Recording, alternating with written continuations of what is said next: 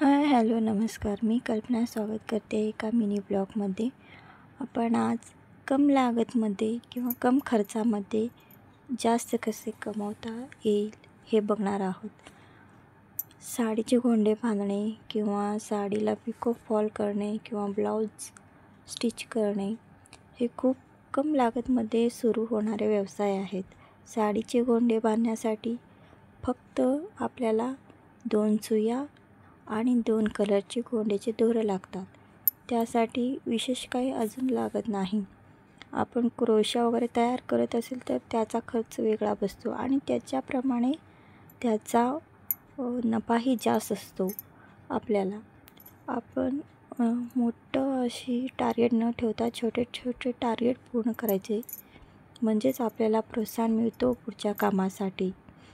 आपण कम लागतमध्ये किंवा कम खर्चामध्ये कसे साडीच्या गोंड्या तयार करता येईल हे बघणार आहोत.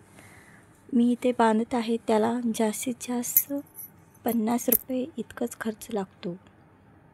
आपल्याकडे सीझर वगैरे कंपल्सरी असतंच. आपल्याला लागणारे दोरे हेच विकत आणावं लागतो. त्या व्यतिरिक्त दुसरं काही लागत नाही. आपण म्हणजे मी ह्या साडीला प्राईस घेतली आहे 150 रुपये.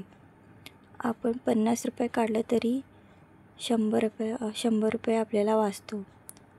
तसं बघितलं की हे साडीची गोंड्या 2 ते 3 तासामध्ये बनून जाते.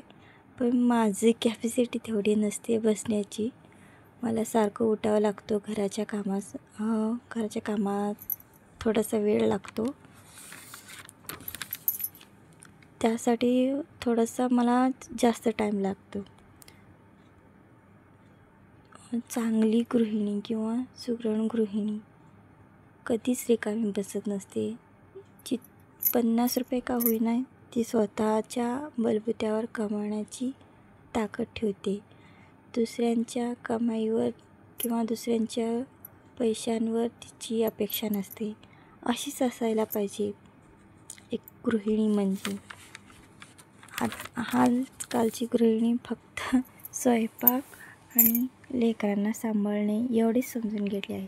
त्याच्या व्यतिरिक्त आपण काही ना व्यवसाय सुरू करून आपल्याला किंवा आपल्या परिवाराला कसे मदत करता येईल, तेवढे नसेल तर आपले गरजा कसे पूर्ण करता येईल एवढं तरी आपल्याला समजले पाहिजे. आणि जग खूप स्वार्थी आहे. स्वतःच्या पायावर स्वतः उभारणं खूप आवश्यक आहे. आपण दुसऱ्यांना काय देतो तेच आपल्याला रिटर्नमध्ये भेटतो हे विसरायला नको आपण.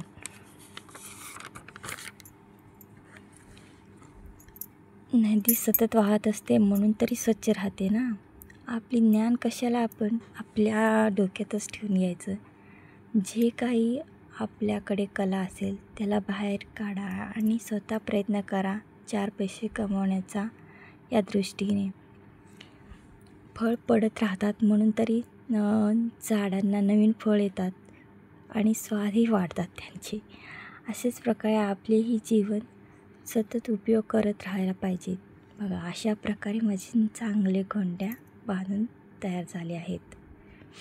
हे दाखवलेले आहेत म्हणून मी आता मोटिवेशनल व्हिडिओ टाकले आहे. थँक्यू.